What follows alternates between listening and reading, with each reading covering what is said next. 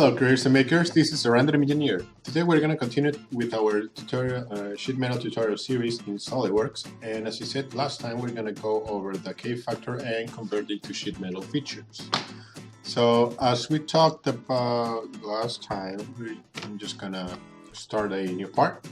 But instead of going directly to Sheetmetal, I'm going to be creating just a simple box. Just say 100 by 100. Oops, I'm missing 1 0. There you go, finally. And then just extrude it for 100 mil again. And then I'm just gonna shell it for 1 mil. And we have a kind of box. Alright, so now that we've got that, as you see, this is all a solid body. It's just a piece of clay. It's all merged, and you see the corners are just the same, and that's it. So the only reason I'm doing this is because I want to show you what kind of shapes you can convert into sheet metal. You have to be careful about having some straight edges or not joined edges, because that's going to give the software a hard time and probably won't do what you expect it to do. So now we're going here to convert to sheet metal, and we get the option of using a gauge table. But this is the important part. Here you can choose which one is going to be the fixed face. So in this case, I'm gonna say I want this to be the fixed face, and as you see, it's showing you a preview of the thickness. In this case, it's gonna be 1 mil. I'm just gonna keep it like that. You can reverse the thickness to one side or the other. I'm just gonna zoom in so you can see what I mean. So in this case, we want it on the inside just because it's the same thickness as the body. And you can automatically collect all bits, but it's just gonna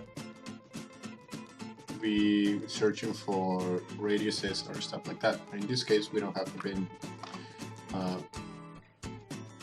We don't have a bend per se.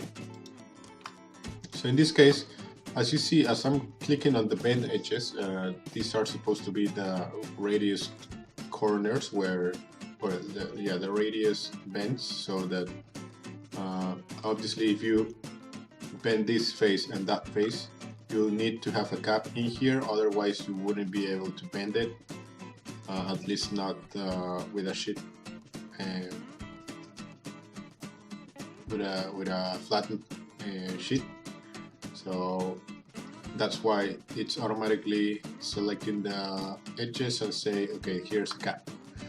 But you don't always have to check just the lines that are in the same plane as your fixed face. If, for example, I defined this face to be already with the fixed face, so I can click on this line, and now you see that the gap will be here. And probably I'll just do this. Yes, I'll do that. And as you see, the pink lines are the bends, and the purple lines are the actual rib parts. So I mean, not ribs, but gaps. So that's what it's doing automatically for you. Bend edges is just what you selected. Rib edges are the gaps. Rib sketches is if you wanna tell it where to rib or gap, and you can have a corner default. In this case, it's a 2 mil open butt, but I wanted to overlap just because I get a better, I think it's a better result. And as you see here, as I change this, you can see that this gap updates. So in this case, I want it like that, and I'm gonna say 0.5. This gap is usually for welding or anything like that.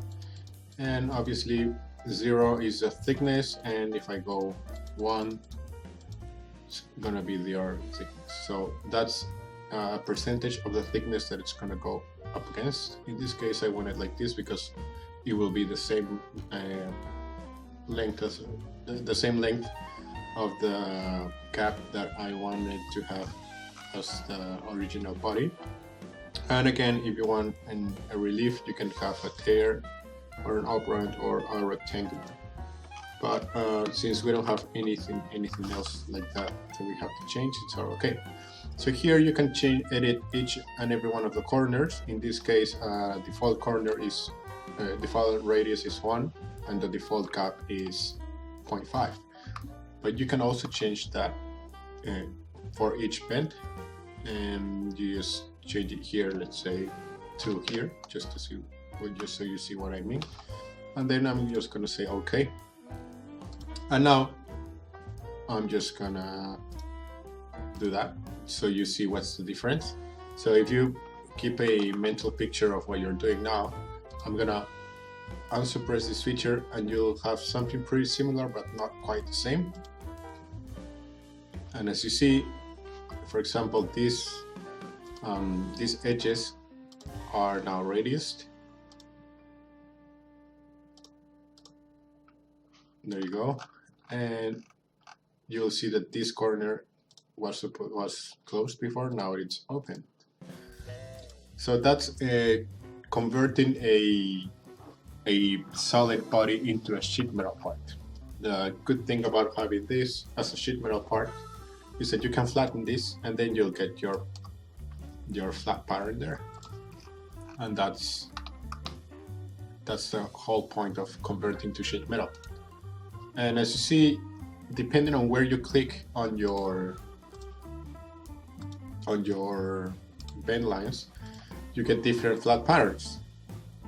So if you analyze the pink lines, you'll see that I say this is the bend, this is the bend, this face is the bend, and that face is the bend.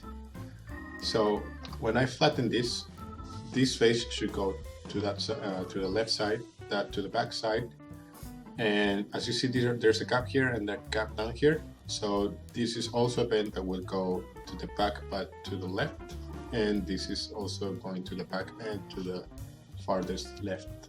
Oh, sorry, farthest right. So now when I flatten this, I see that my fixed face is the same, and as expected, this is the bend is going to be right here, then right here, and then two more faces on the other side. You can also change that by editing the feature, and I'm going to delete this. As you see, when I click on the edges, it highlights a little bit. There you go. So I'm going to delete this and delete this. And I'm going to click on this line and this line. And as you see, the rib edges change. I say OK. And when I flatten this, it's a completely different flat pattern, which is not bad at all. It's just the way of the way that SolidWorks calculates the flat pattern. So that's how you guide the software to so it does what you want it to do. And I think I did radius 2. Let me show you this. Oh, sorry, 2. Oh, okay, let's just say 20 to see if it lets us. Oh, okay, let's say 2. So if I click on this radius corner, the radius is 1. But if I go up here, the radius is 2. And that's just because I defined it as 2 on this side. So I'm just going to say the default 1, and we're all good now. So that 0.5 gap, it's measured from there to there. As you see, we have 0.5, and as you see, it has created the relief automatically.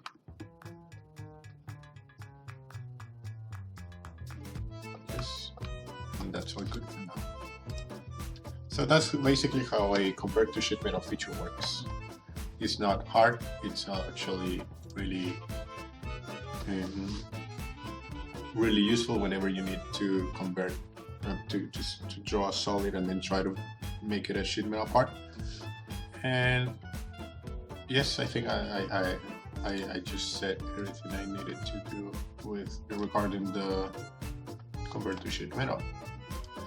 So If you have any questions, just let me know in the comments and I'll try to explain it a little bit better. So now we're going into the K factors. So for that, I'm going to create a new part. And I'm going to start with a sheet metal, but this time, instead of drawing just drawing a closed feature, I'm going to be making a profile. And just define it as 100 here. And since these two are equal, it should be all good. So, just to keep it simple, let's say the bend radius to be 1, the thickness to be 1, and the overall length to be just 10. This doesn't really matter for our explanation, but I'll just say something. So reverse direction, just so it's on that side. And I think we're all good. Okay, yeah, K factor. So in K factor for now it's only 0.5. And now I can start. So basically the K factor is gonna take into account, the K factor is a relationship between the thickness of the material and the amount of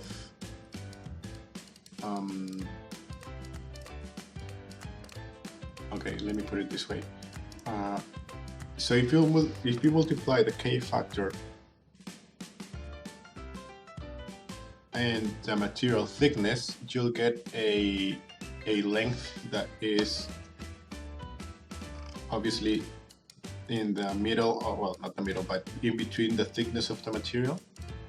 The K factor is from 0 to 1, and that line, imaginary line, I'm gonna draw it a little bit better in the future, but that imaginary line that you see is the material that will not move at all. So if you slice this thickness into infinite parts, of all those layers, the one that doesn't change when you bend the line, the material, is the same layer that's gonna have your K factor. So just to explain it a little bit better, when you bend a sheet metal part, the inner radius will obviously compress and the outer radius will stretch, just because that's how the nature works. You know, so if you try to stretch something, obviously some material will have to stretch, and obviously when they're doing the bend, and the other material will have to compress, so you have the same shape. So the K factor basically tells you where it's going, from where it's going to be stretching and from where it's going to be compressing. So just to make it a little bit, so it's a better explanation, I'm going to draw a line just here. Okay, I'm going to say this is the thickness, and as you see, it's a reference. And I'm going to draw the same shape, but just as a little, something like that. So let me just see if I can find the properties here. I'm gonna explain this later, but it's okay. Factor, type, number.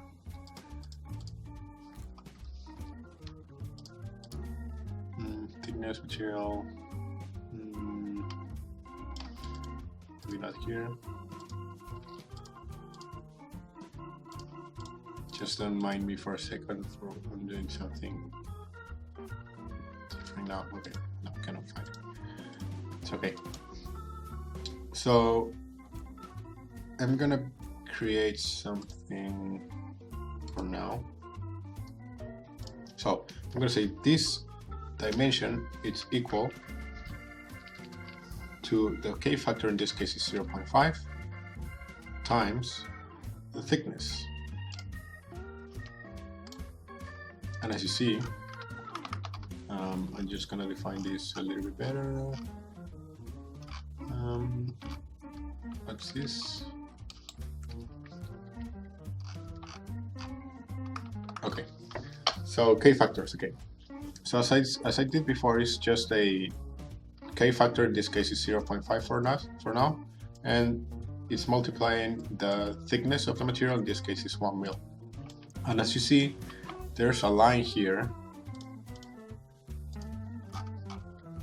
right in the middle of the material thickness, and that's really important because that is the line that will never change. So if when you bend this material, as I said before, this is going to compress and this is going to stretch, but the material that's just in this line won't do anything. So if that's the material that won't do anything, it will not move at all, that's the material, the length of the material that you need so that you can achieve this part. So if I make this, I'm just gonna hold Control and click on the lines, and you can see this number, it's 198.36. So I'm just gonna write it out somewhere. 198.36. And this is the calculation that SolidWorks does. So it calculates the flat pattern. So just remember this for a little bit. And if I go flat pattern and I look at it from the front, if I see the overall length, you'll see that it's now 198.36, which is just what we calculated by hand. That's how science works. So what happens if we change that K factor? So as you see, K factors basically tells you in which layer the material is never going to change, and from there it can calculate the blank size that you need so that you can achieve that the shape that you are attempting to do. So like I said, I'm gonna change the K factor now. I'm gonna say 0.1, and as you see, the flange is the same length, 100 by 100 by 10, I think. Yes. So as you see, we keep having the same shape all the time. But in this case, I believe it was 0.1. Yes, K factor is 0.1. So I'm going to change this, and I'm going to say double click and say 0.1.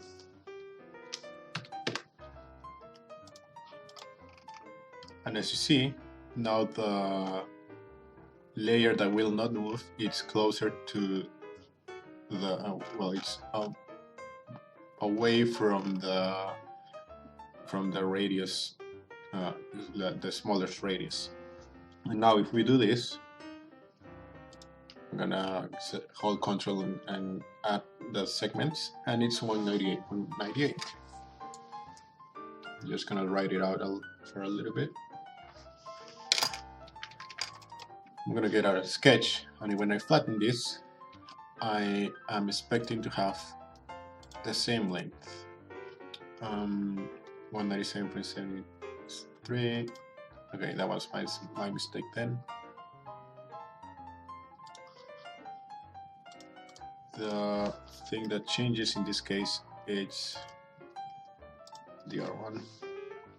So I'm gonna go 1 minus that. It's gonna be 0.9, right? But as you see, it's 0.1 from there to there, so my dimension specification was wrong in this case. I'm gonna go like that. I think that's a better way of defining it. So it's 0.1 times this. There you go. Yeah, I was a little bit confused because I always thought the 0.1 was closer to the bend radius, so I was wrong at the beginning and writing my second thoughts. Right, so we're gonna do it back again. Just add all this, and it's 197.73. And when I flatten this, it's 197.73.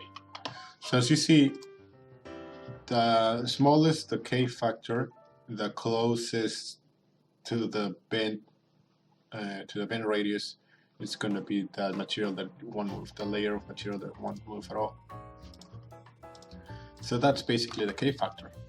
So if you understand this, if you have to live with something tonight, K factor is the layer between the thickness of the material that will not change while doing a bend. That's it. So you may wonder why bend tables then, because the K factor depends on the thickness of the material, the kind of material, and the bend radius.